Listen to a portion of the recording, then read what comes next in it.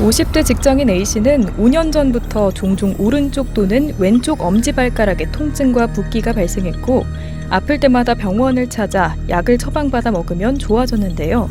하지만 최근 1년 전부터는 아픈 빈도가 잦아졌습니다. 한 달에 한 번 정도 오른쪽 또는 왼쪽 엄지발가락이 부어오르더니 갑자기 왼쪽 발목까지 아프기 시작해 병원을 찾은 A씨의 병명은 다름 아닌 통풍이었습니다. 통풍은 아미노산의 일종인 퓨린 대사의 이상으로 요산나트륨 결정이 과다하게 관절이나 관절변에 침착하여 통증이 발생하는 염증성 관절염입니다. 대부분 급성으로 발생하여 단기간 통증이 유발되지만 만성화되면 전신적인 대사질환이 동반되고 통풍결절, 신장병, 요로결석, 영구적인 관절 손상이 발생할 수 있습니다. 최근 건강보험 진료 현황에 따르면 지난해 통풍으로 진료받은 환자는 50만 8,397명으로 2018년보다 17.1% 증가했습니다. 연평균 증가율로 따지면 4%씩 증가한 셈인데요. 남성은 47만 1,569명으로 2018년 대비 17.9%, 여성은 3만 6,828명으로 2018년 대비 8.7% 증가했는데요. 나이대로 진료 인원 구성비를 보면 40대가 가장 많았고 50대와 60대가 그 뒤를 이었습니다. 고요산혈증이 통풍의 원인으로 혈중 요산 농도가 7mg/dL 이상인 경우입니다. 혈중 요산 농도는 청소년기에 3에서 4mg/dL를 유지하다가 남성에서는 점차 증가되고 여성에서는 폐경 전까지는 남성에 비해서 낮은 농도를 유지하게 됩니다. 폐경 이후에는 남성과 비슷한 혈중 요산 농도를 보이게 되어 통풍은 중년 남성과 폐경 후 여성에서 많은 빈도로 발생하게 됩니다. 최근에는 서구적인 식습관의 변화로 인하여 20, 30대에서도 발생률이 높아지고 있습니다. 통풍은 요산이 과도하게 우리 몸에 축적돼 발생됩니다. 요산 수치는 퓨린이 많은 음식을 먹을수록 높아지는데요. 퓨린은 분해 과정에서 요산으로 변하고 적정량의 요산은 소변으로 배출되거나 고요산 혈증은 혈액 중 요산 수치가 과도하게 많은 상태라고 볼 수 있습니다. 고요산혈증은 요산의 생산 가다와 배설 장애로 인해 발생합니다. 대부분은 신장에서의 요산 배설 저하가 원인이고 10% 정도가 요산의 생산 가다와 연관이 있습니다. 따라서 엄격한 퓨린 섭취의 제한은 요산의 생산을 줄여서 통풍 발생을 줄이는 데 도움이 될 수 있지만 일부 환자들에서는 요산 배설의 저하를 유발하는 여러 가지 원인들에 의해서 고요산혈증 및 통풍이 발생할 수도 있습니다. 통풍에 걸리면 요산이 배설되는 과정에 과다한 요산이 신장에 축적되면서 만성 신부전으로 진행될 수 있으며 급성으로도 신장 기능이 나빠질 수 있는데요. 또 통풍 환자의 10%에서 25%에서는 신장, 요관, 방광의 요산으로 된 요로결석이 생겨 혈뇨 및 극심한 통증을 유발하는 것으로 알려졌습니다. 전형적인 통풍 증상은 주로 하지 관절에 발생하며 엄지발가락, 발등, 발목 또는 무릎 관절에 나타나고 대부분 하나의 관절을 침범합니다. 급성 발작의 형태로 발생해서 극심한 통증이 나타날 때까지 12시간 이내의 짧은 경과를 보이는 것이 특징입니다.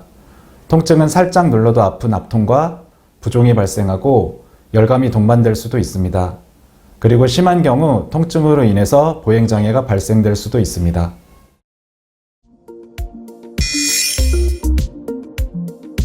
통풍을 진단하기 위해서는 관절의 윤활액이나 주위 조직을 뽑아내어 현미경을 통해 요산 결정을 확인해 확진합니다.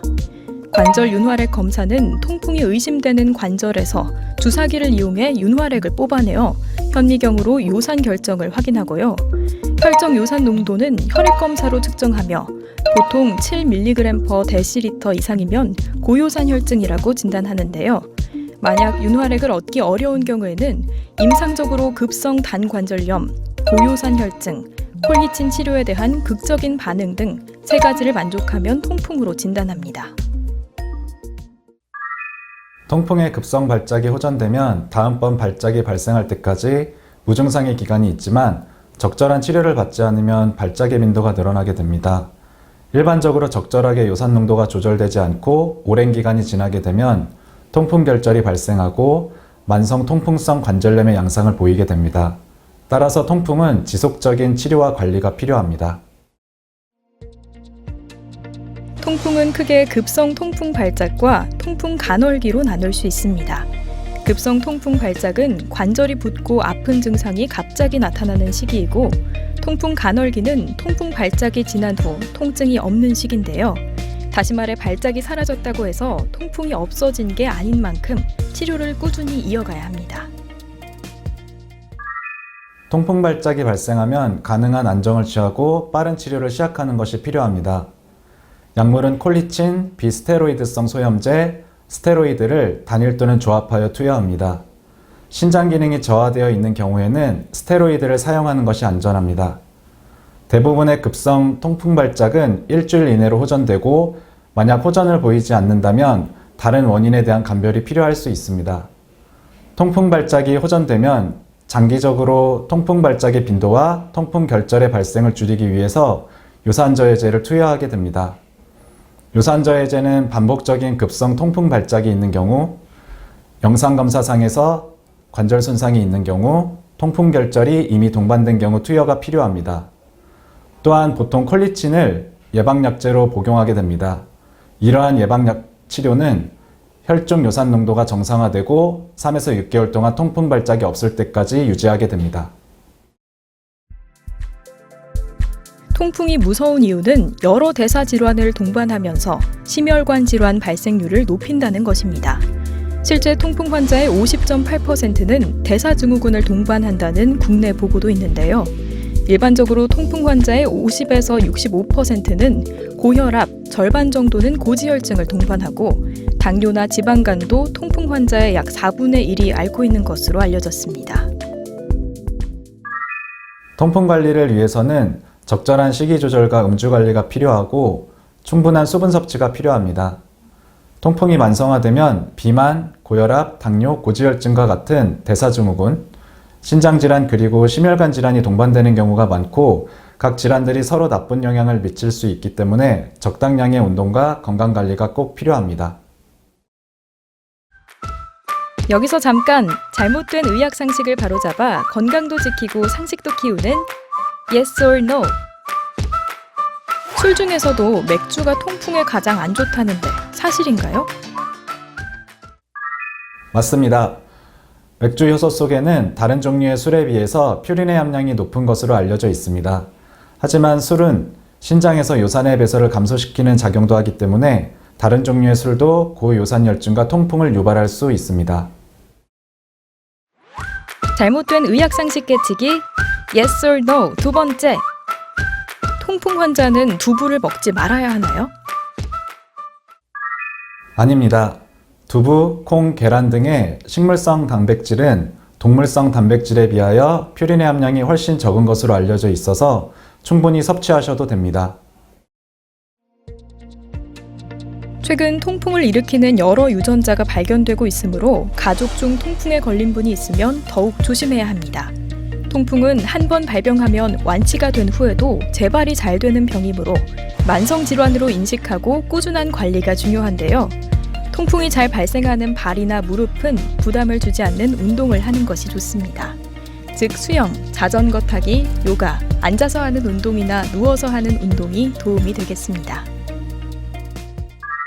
통풍의 적절한 치료를 위해서는 무엇보다도 통풍의 정확한 진단이 필요하고, 통풍으로 진단이 되면 급성기 통증 조절과 장기적인 요산저해제 치료가 필요합니다. 그리고 통풍 관절염이 확인되지 않은 무증상 고요산혈증 환자는 정기적으로 혈중 요산 농도를 확인해야 합니다. 통풍을 예방하기 위해서는 평소에 음주, 고단백식이, 과당 음료의 섭취를 줄이는 것이 필요하며 충분한 유산소 운동과 건강관리가 필요하겠습니다. 통풍은 무엇보다 생활 속 관리도 중요한데요. 체중이 많이 나가는 사람은 표준 체중까지 감량하고 채소 위주의 저열량 식사가 권장됩니다. 또 술은 통풍 환자에게 독이나 다름없으므로 모든 종류의 술을 피하는 것이 좋겠습니다. 더불어 과당이 많이 포함된 청량음료, 곱창이나 순대처럼 고기의 내장류는 삼가야 합니다. 메디컬 플러스 오늘 준비한 소식은 여기까지입니다. 다음 시간에 새로운 소식으로 다시 찾아오겠습니다. 시청해주신 여러분 고맙습니다.